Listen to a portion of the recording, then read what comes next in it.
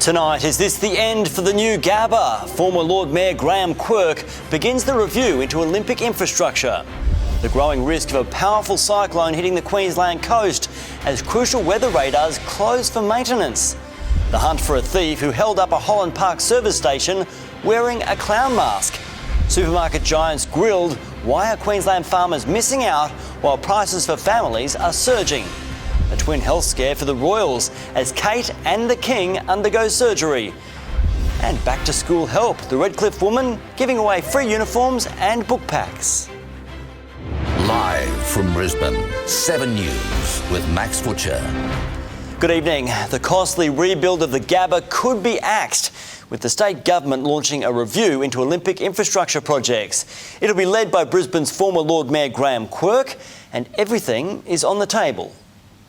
Now in charge and making it clear, mistakes have likely been made in planning the state's biggest ever event. I think it's a good thing that a leader is willing to say, maybe we got that wrong. Can someone else have a look at it? And that's what I'm doing here. By setting up an independent review of all Olympic venues, a thorough examination of the entire master plan. Complete sheet of paper which is blank. To be delivered by a former LNP mayor in just 60 days. 2032 is not going to wait for us, so each day counts. The biggest of the big ticket items on the chopping block, the $2.7 billion knockdown and rebuild of the Gabba. A project, when confirmed, the then Infrastructure Minister backed to the hilt, saying it was the best option. A venue that will serve our state for decades and decades to come, a wonderful legacy. Now the Premier, Stephen Miles, claims he always had doubts. There were several stages through last year where I sent my department out and said, find me new options. If botching things up was an Olympic sport, Stuff Up Stephen would win gold. Whether it be politics or price tag, the Premier is now against the existing Gabba plan. I would prefer to see a better value outcome. That's what I've always wanted. The review will consider more than just the most cost-effective option for this stadium, but in fact whether or not the centrepiece for the 2032 Olympics and Paralympics would be best constructed at a completely different location. A once favoured plan of an Albion Stadium back in play, and a Victoria Park Olympic precinct now a possibility, and the promised Brisbane Live venue above Roma Street Station also in doubt. If the panel believe that there may be other sites which are currently not on the list of intended sites, then we will certainly be recommending that they be looked at. Back to the drawing board for Brisbane's Olympic dream. Well, Joel Dry is in the studio with me now. Joel, there is still a small glimmer of hope for a rebuilt Gabba. Max, small may be an understatement, but I guess it is still there. The Premier today, despite being very negative towards the project, confirmed if the review team finds a knockdown and rebuild is still the most cost-effective option, he'll support that, and he hopes Queenslanders will too. But people in the industry I've spoken to say to complete that project would more likely cost between $4 and $5 billion, and those are not politically palatable options. What the new option will be, who knows? But what we do know is the benefit of extra time we had to plan and produce the games is now all but gone. The clock's ticking. All right, thanks for that, Joel. There are fresh warnings tonight. A severe cyclone could smash into Queensland's coast next week as a tropical low brews in the Coral Sea. But in the state's sodden north, anxious residents are flying blind, with crucial weather radars shut down for maintenance. Flooding in the state's waterlogged north as a monsoonal trough lingers. The river is up at the moment. Now another threat looms, a tropical cyclone building in the Coral Sea with the chance it'll barrel towards the Queensland coast by Wednesday. The majority of models do suggest a potential severe tropical cyclone development in the northern Coral Sea. We're warned the impact could be severe, but where will it hit? Anywhere from inland around Mount Isa all the way to New Caledonia. The Premier will hold a State Disaster Committee meeting tomorrow. It's still very early. The models suggest that it's currently very unpredictable. As residents right down the east coast are told to prepare. We're advising locals to get ready and to make sure that they've got their disaster preparedness kits ready to go. But in Townsville and Mackay, they're flying blind. The weather radars for both cities out of action for maintenance. This is completely gobsmacking. This is critical information that the people of Far North Queensland and North Queensland need. Late this afternoon, the BOM said both radars should be back up and running by tomorrow, with the maintenance work set to be rescheduled until after the looming weather event. In the north, there are already calls for Defence Force troops to be on standby. The Queensland Government should have the paperwork ready to go to put that through to the ADF. Bracing for a battering. Samantha Heathwood, 7 News. And Tony Auden, there's still a lot of uncertainty about where this cyclone could head. Yes, Max, and that's simply because it's still a long way out. While we're confident this cyclone will form and likely become a strong or severe system, forecast tracks can range anywhere from landfall along much of the Queensland coast here to still staying well offshore. This should narrow down in coming days. But for now, storms are the main concern. We've seen some bigger cells inland, but some thundery rain spreading across the coast at the moment. That is likely to continue through to the evening hours. Warnings are current near and west of Ipswich at the moment. Those storms have been feeding off a hot and humid air mass today. Here we can see the temperatures for Brisbane, a minimum of 25 degrees here. That felt more like 31 degrees overnight, while the top of 33 felt more like 37 or 38 degrees. We have more storms around tomorrow. Max, I'll be back soon with the forecast. Thanks, Tony. Australia's supermarket giants will share price information with the state government following a landmark meeting with the Premier. Coles, Woolworths and Aldi today met with Stephen Miles to answer questions about soaring grocery prices. For Kathy Lyle, a trip to the supermarket could buy a trip overseas. Probably nearly $1,000 today. That's an awful lot of money. In April Sunuku's trolley, tonight's dinner and some cleaning products. It cost me over $100. Over $100? Yeah. That's ridiculous. I know.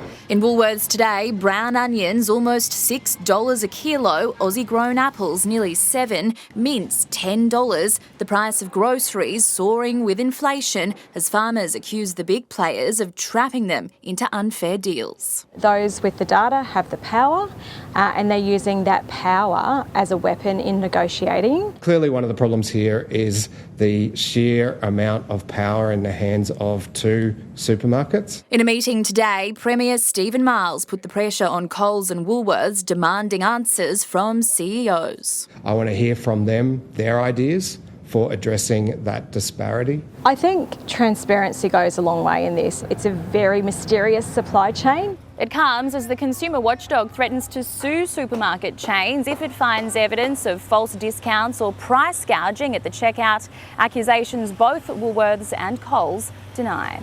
Coles telling 7 News it's committed to helping Australians with cost of living pressures while paying our hardworking farmers and producers fairly. The Premier, though, is not convinced. I'm concerned for the well-being of Queensland farmers and Queensland families. And as for an outcome of today's landmark meeting, supermarkets have agreed to be more transparent and share pricing information with the Premier. Now, Stephen Miles is due to meet with the bosses of IGA next week and talk about how to get more independent supermarkets into communities and increase competition. That, Max, could be the best way forward. Rachel Baxter at State Parliament. 3 men have been stabbed in an early morning attack in Bridgeman Downs. Police were called to the corner of Beckett Road and Darien Street around 3:30 this morning, where they found the injured trio. A man in his 30s had serious stab wounds to his back and abdomen. The other men, in their 20s and 60s, had minor injuries. They were all taken to the Royal Brisbane and Women's Hospital. No charges have been laid. The Princess of Wales is facing nearly 2 weeks in hospital after major abdominal surgery. It's a double health shock for the royal family, with the King set to undergo a prostate operation next week.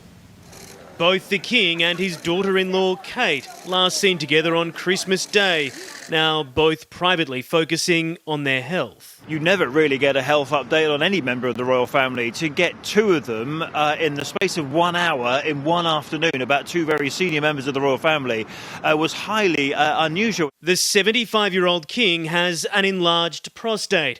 His Majesty's condition is benign and he will attend hospital next week for a corrective procedure. This is an operation that many people do in high volumes and the results are very good. So I don't think we should be unduly concerned.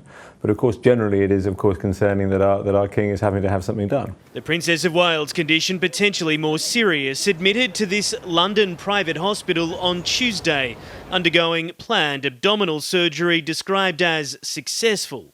At this stage, the palace won't say exactly why the princess required surgery, choosing to keep her diagnosis private. But she is likely to stay in hospital for up to 2 weeks. All her engagements expected to be cancelled until after Easter. Royal sources assuring her condition is not cancer-related. She'll continue her recovery at home in Windsor. Prince William likely to cut back on royal duties too to support his wife and their children. We'll just have to wait and see how it unfolds, but clearly she is in good hands at where she is, and she'll be looked after. But I think it's going to be a long period of recuperation, and she'll have to spend time out of the public eye. The health concerns mean a mooted tour of Italy by the Prince and Princess of Wales is now off, as are a number of engagements and meetings for the King over the next week or so. Buckingham Palace says His Majesty was keen to share news of his medical procedure to encourage men who experience symptoms to get their prostates checked. Max? Hugh Whitfield at Buckingham Palace tonight. An American extremist linked to the Williambilla police shooting has been hit with more charges. Rosanna King's son Donald Day is accused of illegal gun possession. 9 handguns and rifles, Max, which he wasn't allowed to possess because of a past conviction for larceny or theft in Washington. Donald Day was arrested in Arizona in December and charged with 2 counts of making interstate threats. This week, more charges were filed against him. Court documents reveal Day is also accused of threatening 5 FBI special agents when he was being processed after his arrest. His trial has been pushed back from February to April. Max? Rosanna King's son reporting. 2 boys, both just 16, have been charged with the murder of young Dr. Ashley Gordon in Melbourne last weekend. His older sister telling 7 News the hurt will never end for their family, and she wishes there was a death penalty. He was the young doctor who had his life stolen, and his family want the killers to pay. I want them to hurt forever. Forever, because we will hurt forever. 33-year-old Dr. Ash Gordon was allegedly murdered after chasing 2 thieves who'd broken into his house on Saturday, stealing laptops and shoes. His sister Natalie in disbelief when told today the police had arrested 2 youths, just 16 years old. I felt anger, a whole new wave of sadness. My kids wouldn't even be out at that time, even if they were 16. They wouldn't even be out at that time. It happened in Melbourne's East, Doncaster. Dr. Gordon's body found 600 metres from his Sargent Street home. Our family will never ever repair itself from this, and I just want them to hurt all the time. The pair now charged with murder, aggravated burglary, theft. The boys appeared in Children's Court this morning, the prosecutor revealing that one had refused to allow a parent to attend his police interview. The other's parent is yet to be found. The victim's family so angry with the loss, they wish there was a death sentence. I'm not going to lie. I'm not going to lie. Yeah. Why do they get to keep living? The pair has been remanded in custody to appear again next month. Chris Reason, 7 News. The Prime Minister is pushing back against China's claims that a Japanese warship fired the sonar pulse, which injured 2 Australian Navy divers. China's ambassador to Australia has accused our government of falsely blaming his country. The Chinese ambassador advocates for his country. That's his job. What I would say about that incident is we stand by the assessments of the ADF. I'm not swayed by the comments. It was wrong. It shouldn't have occurred. Japan's former ambassador to Australia has called the comments by China a cheap shot. The foreign minister has met Palestinian leaders in the West Bank during her tour of the Middle East. Penny Wong declared Hamas a terrorist organisation that should have no power in Gaza. We believe that Hamas has no place in the future governance of Gaza. Her meeting follows yesterday's talks with top Israeli officials. There's relief for mortgage holders, with a leading economist predicting zero chance of an interest rate hike next month. New jobs figures show unemployment is steady at 3.9%. But worryingly, tens of thousands of Australians lost their jobs. For workers across Australia, in 2024, making ends meet is tough. As a regular minimum wage worker, it's a little bit thin at the moment, but let's see, this time shall pass. Even tougher for the 65,000 people who left full-time work last month. This year's clearly an economy slowing under the weight of higher interest rates. Pay, one of the biggest problems. Massive issue.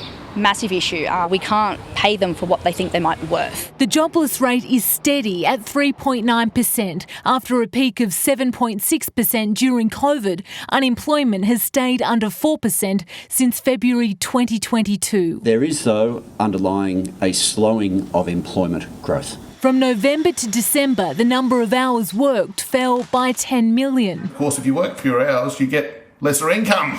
No wonder people are feeling the squeeze.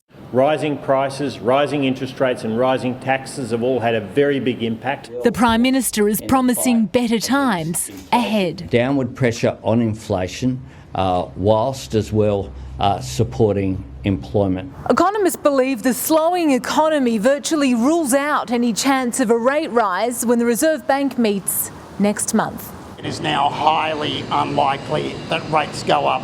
We don't expect the bank to put rates up anytime soon. Isabel Mullen, 7 News. A truck carrying 3,000 boxes of avocados has crashed near Pat Rafter Arena. The refrigerated truck rolled after midday, blocking Tennyson Memorial Avenue. A crew of 10 people worked to save the fruits from the back of the truck. The driver was taken to the PA hospital with a minor head injury. Australian NBA star Josh Giddey has been cleared over an underage sex scandal. Police in America had been investigating claims he had an illegal relationship with a teenage girl, but say the case is now closed. They're images that threaten to derail a glittering NBA career that had only just begun. I'm at the front of the club, me and my girl, about to head back to mine. Josh Giddey and his female companion thrust into an online storm and a police investigation amid claims the Aussie gun was embroiled in an inappropriate relationship with a minor. Yeah, I mean, I understand the question, obviously, but there's no further comment right now. That was the 21-year-old late last year. Today, police say it's case closed. We have no corroborating information related to criminal activity regarding Mr. Giddey. Investigators told 7 News it's over. The age of consent in Oklahoma, where Giddey plays for the Thunder, is 16. It's understood the Australian boomer and the girl in question had met at a nightclub, leading the NBA star to assume she was over 18. Giddey's going to bank it in. His NBA club stood by their star, even if the game's fans at times had other ideas. One of the best shot blockers in the NBA. Still just a rookie, Australian's $10 million man, no doubt now hoping to put this chapter behind him. In the United States, Miley Hogan, 7 News. One lucky Australian could find themselves $100 million richer tonight. The Powerball jackpot has skyrocketed with no Division 1 winners in the past 4 draws. If one person snatches it, they'd be the second richest individual lottery winner in history. Up to half of all Australian adults are predicted to have a ticket in tonight's draw. Frightening scenes in Holland Park, the hunt for a gun-wielding robber in a clown mask. That's ahead. Shipping containers stuck in our ports, deliveries delayed, and a warning, costs will be passed on. Complete utter chaos. Cows on the run in suburbia. And why Apple is being banned from selling some of its watches.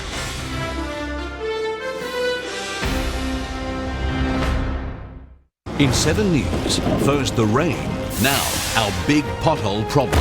The damage to tyres and cars. What's being done to fix it? Plus, beating the back-to-school budget blowout. The Redcliffe woman handing out free book packs and uniforms. Where and when to get them. 7 News, coming up.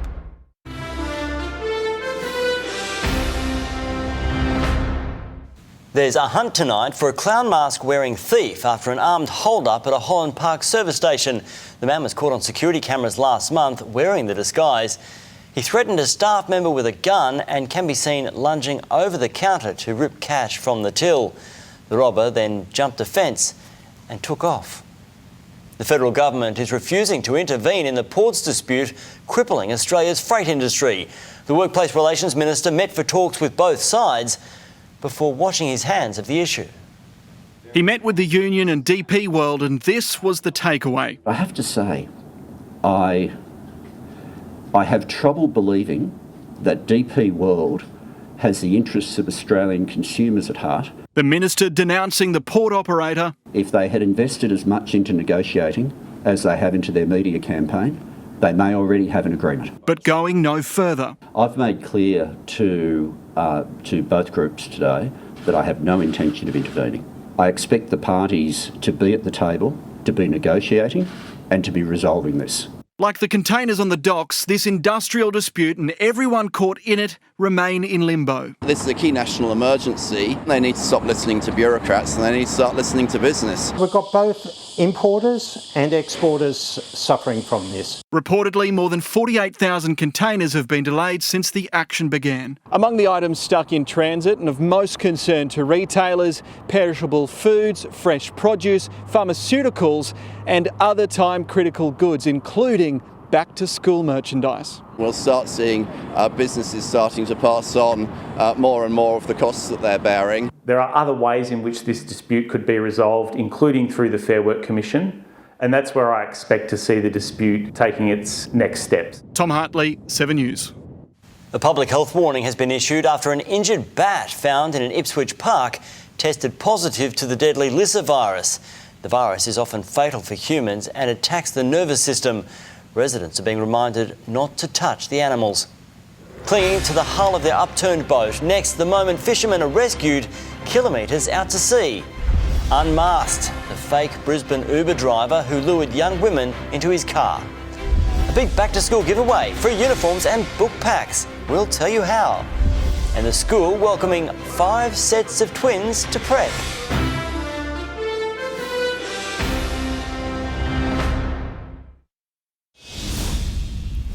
We have video now of the moment 3 fishermen were rescued from their upturned boat off the coast of WA. The 6-metre catamaran capsized in rough swell and started taking on water.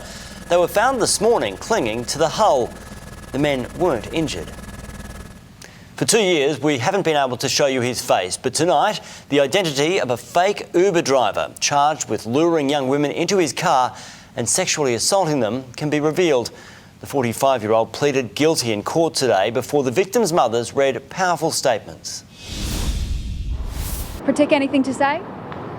Pratik Shah holding hands with his wife and holding out for his punishment. What do you have to say to your victims? Both were only 19 years old and heading home after a night out in Fortitude Valley. The first victim in September 2021, the next a month later. The then 43-year-old tricked them into his car by pretending to be their Uber driver. Described by police as cunning and manipulative. By his lawyer today, a loving husband and father who's also being treated for ADHD. Are you sorry? His young victims carry permanent scars. She suffered that night and she will continue to suffer each and every day. She became increasingly withdrawn. She self-harmed. Her life has been irrevocably changed. He took away her innocence. He took away her ability to trust people. He broke our family. How was it listening to the mother's statements? The victims and their families will have to wait a little longer for sentencing. The magistrate has adjourned her decision until next week. Georgia Holland, 7 News. 2 Malaysian men have pleaded guilty to conspiracy over the 2002 Bali bombings. Mohammed bin Lep and Mohammed bin Amin appeared in a military court at Guantanamo Bay over their involvement in the bombings, which killed more than 200 people, including 88 Australians. The men will be sentenced next week. Donald Trump entered full attack mode in court today, with the judge threatening to kick him out if he couldn't control himself. He's being sued by a woman he sexually assaulted for calling her a whack job. Staring down a massive multi-million-dollar defamation payout, Donald Trump today wasn't giving an inch. I frankly am the one that suffered damages. I should be given money, given damages. Swapping the campaign trail for the courtroom again as his accuser, former journalist E. Jean Carroll, took the stand.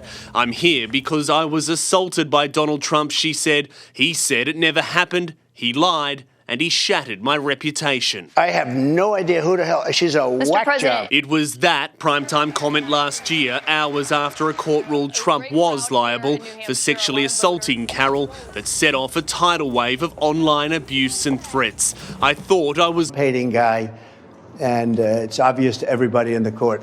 It's a line well received here. Trump returning to New Hampshire tonight and to his position as Republican Party frontrunner. God bless you, New Hampshire. Thank you. In the United States, David Woywood, 7 News. A Capera school is welcoming a class of students like they've never seen before. 5 sets of twins walked through the doors at St William's today, starting prep and sharing a special bond. Absolute twin sanity. First day at prep, but it's hard to prepare for this. It's quite unique to have 5 sets of twins in one particular year level. It will be a challenge learning the different names of the other twins. Say hi to Zachary and Abigail, Hayden and Connor, Zachary and Alexander. There's Seb and Jude, and finally Isabella and Abigail, who also goes by Speedy Gonzales. Speedy Gonzales. a nickname earned according to her sister. Who's the fastest on the playground? Abigail. It's the first time St William's in Capera has had 5 sets of twins in one year level. For parents, it's made this new stage of life a bit more familiar. It came as quite a surprise. It puts us at ease knowing that there's, 5 sets, so they're all kind of in it together. I had a real worry that they were going to be singled out as twins, especially as identical twins, but it's nice to know there's lots of other sets of twins here with them. Well, starting prep can be a challenging time for any child, but luckily for these 10, they already share a common bond. Some already know what they want to learn. Lions, elephants, and butterflies. That they were going to be singled out as twins, especially as identical twins, but it's nice to know there's lots of other sets of twins here with them. Well, starting prep can be a challenging time for any child, but luckily for these 10, they already share a common bond. Some already know what they want to learn. Lions, elephants, and butterflies. Social butterflies also welcome. I'm most excited about meeting friends. For others, maybe ask again later. No. Fair enough. It's been a big day. Ned Barm, 7 News. First the rain, now the pothole problem. Damage to tyres and cars. What's being done to fix it? That's next. Details on a world-first cancer treatment breakthrough. A fruit juice weight gain warning. And cows on the loose, rounded up from suburban homes and streets.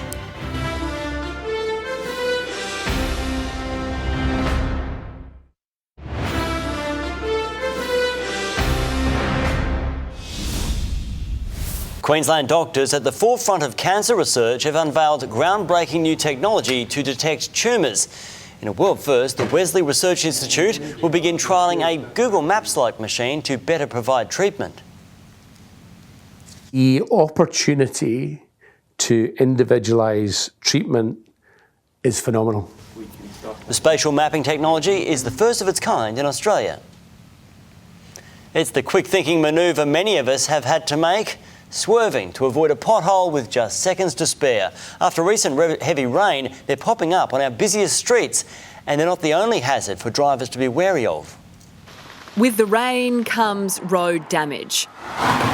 Potholes popping up on Old Cleveland Road at Coorparoo, another appearing at Tennyson. The wet weather can get into the pavements, under the asphalt, and that's when we can start seeing either failures, bigger failures, or just even small potholes occurring. Tyre shops are swamped. We're finding a lot of impact damages onto the sidewalls, especially on those bigger potholes, people hitting them at speed. Which can mean a new tyre or, at worst, repairs to your car. Wet weather has also flushed out other problems. So screws and nails are getting washed onto the streets. We've had all hands on deck this morning fitting tyres. Brisbane City Council's road repair crews work around the clock to keep up. Each truck carries around 3 tonnes of piping hot asphalt, enough to repair 30 to 50 potholes. This pothole on Richmond Road in Cannon Hill, ready to drive on in just a few minutes. Last year, Brisbane City Council filled 77,000 potholes. After the 2022 floods, there were 120,000. Aiming to get to small potholes in a week, large ones within 24 hours. If it's a particularly bad one in a very bad area, a very busy area, it can be within 2 hours. The opposition says it's not good enough. Basic maintenance needs to be upped to make sure that our roads remain safe. All drivers can help by reporting damage. If we can get those reported and filled quickly, what that does is it reduces the amount of repair that we have to do. Giving us all a smoother journey. Laura Dimmick, 7 News.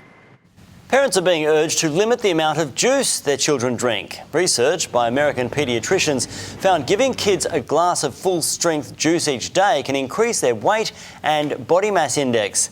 That's because juice contains a lot of natural sugar. Nutritionists recommend watering down juice for children or giving them water flavoured with slices of fruit. A massive new festival has been announced for the Gold Coast, featuring some of the world's biggest 70s and 80s pop, rock and punk artists. Blondie, Alice Cooper, Placebo and Dead Kennedys are among the headline acts at the Pandemonium Festival. The event, which expects to sell 20,000 tickets, will be held at Doug Jennings Park at Main Beach in April. General admission is $250 and pre-sale opens on Monday. Apple has overtaken Samsung as the top smartphone seller, but now the tech giant is facing a major hurdle: why it's been banned from selling its watches overseas. That story is just ahead on 7 News. Well, it's sport time now, and no hurdles for our cricketers, Alissa. No, they are walking all over the Windies. Max, hello everyone. Just ahead, Hazelwood's mega haul and the vital knock that turned the test on its head. Plus, Finn Down, a Dolphins playmaker in doubt for trials.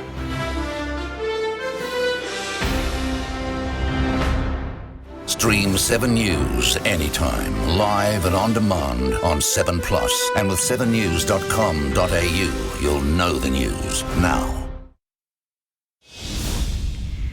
Hometown hero Travis Head and Josh Hazlewood have Australia on track for victory in the first test against the West Indies. The hosts totalled 283 today, thanks to Head's quick-fire ton in Adelaide. Hazlewood then tore through the tourist top order, still 22 runs away from making Australia bat again. Former Aussie opener Greg Blewett rang in day 2.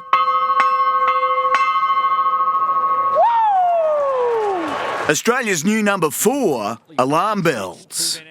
Edge and taken! Windies day 1 hero Shamar Joseph getting Cam Green for 14. On 45, Usman Khawaja, first test wicket for a pumped Justin Greaves. Mitch Marsh 5, grabbed by Short Gully. Australia 5 for 129. Alex Carey only 15. Game on. Pulling things back together, local hero Travis Head, the left-hander leading Australia past the Windies 188 to his 7th Test century. The sweet feeling of hometown 100. Having fun peppering the stands, Head well held on the boundary for 119, wife Jessica leading a standing ovation. Joseph claiming a 5-wicket haul in his first test. Trailing by 95, the tourists soon in disarray. Josh Hazlewood tearing through the Windies top order. Head sharp as at bat pad. 4 for 19 the collapse. Hazlewood's figures 4 for 2. Australia's tall blonde all-rounder Cameron Green in on the act. Nathan Lyon the last wicket. West Indies 6 for 73. Andrew McKinlay, 7 News. No Gabba, no worries. Heritage Bank Stadium will be heaving with Heat fans, with tomorrow night's BBL qualifier against the Sixers sold out. And 2 hometown Heat stars can't wait to mix it after receiving special honours. Beach cricket's something Gold Coast products Xavier Bartlett and Matt Kuhneman grew up doing.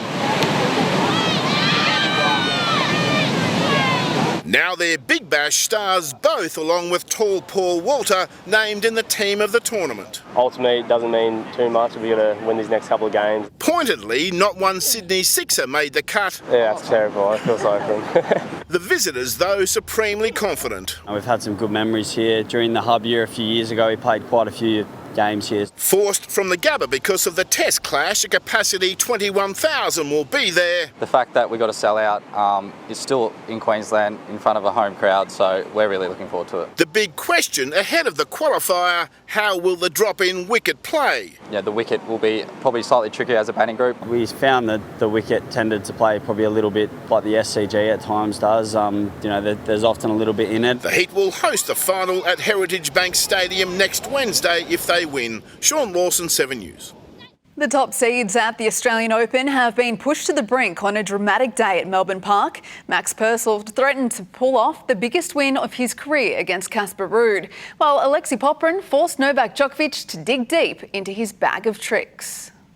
Max Purcell requested the day session, hoping to expose Norwegian Casper Ruud to the midday sun. Instead, it was the Aussie feeling the heat. And after 34 minutes, the set is in the bag. Old school serve and volley dragged the double specialist back into the contest. What a flick that was, but Max with the answer. Digging deep, match point saved in the 5th set. Oh, it. But not in the 10-point tiebreak. I think it was an incredible match, honestly. It could have gone both ways. Top seeds pushed all the way. World number one Iga Swiatek dragged herself from 4-1 down in the third set against Danielle Collins. So close yet so far for two Aussies overnight. Alexei Popyrin took a set off Novak Djokovic before falling in 4.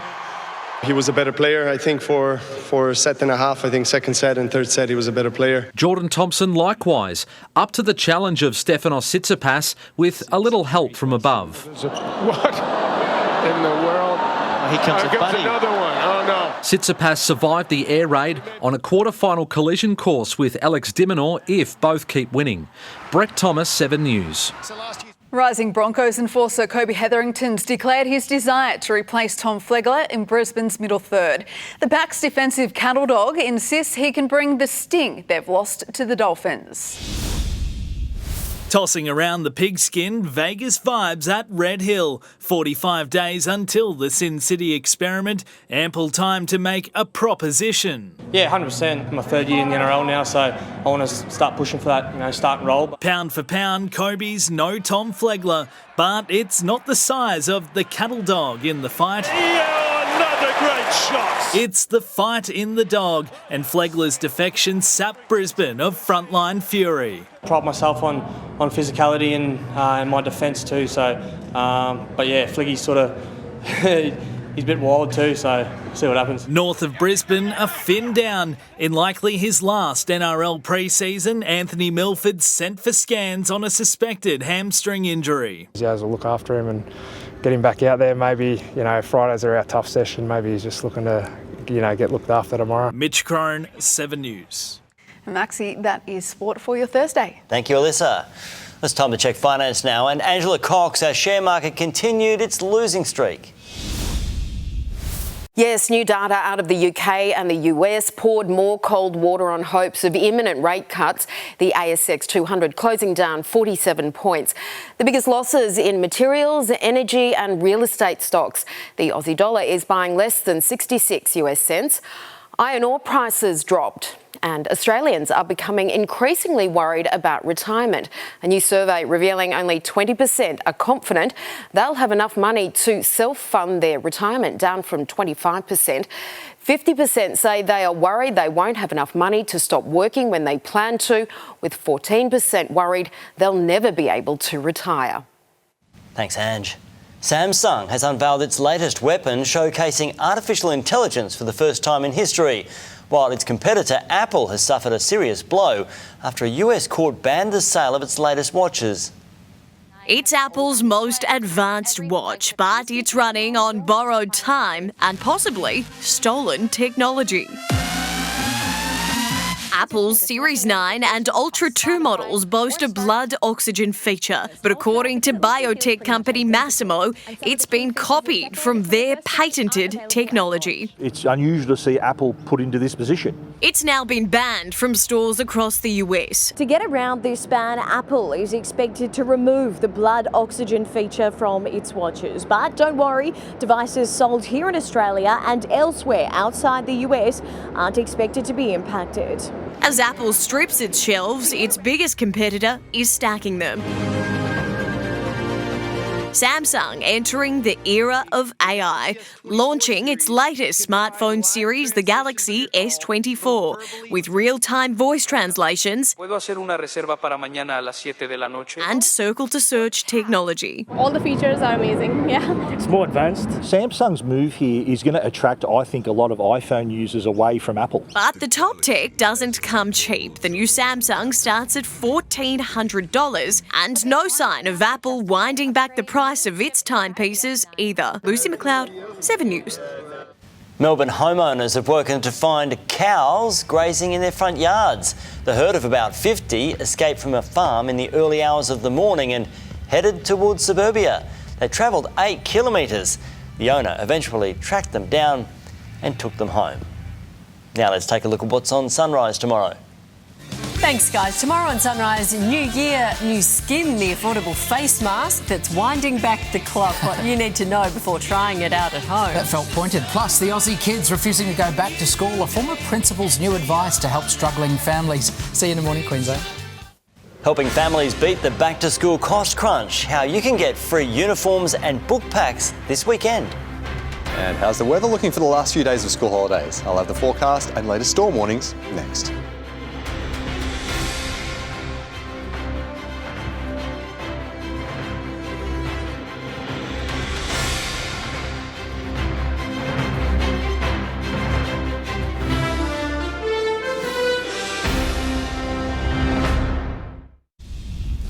She's the selfless single mum helping struggling families beat the back-to-school budget blowout. Prue Burke has provided thousands of Redcliffe kids with free uniforms and books, and now she's about to help out even more.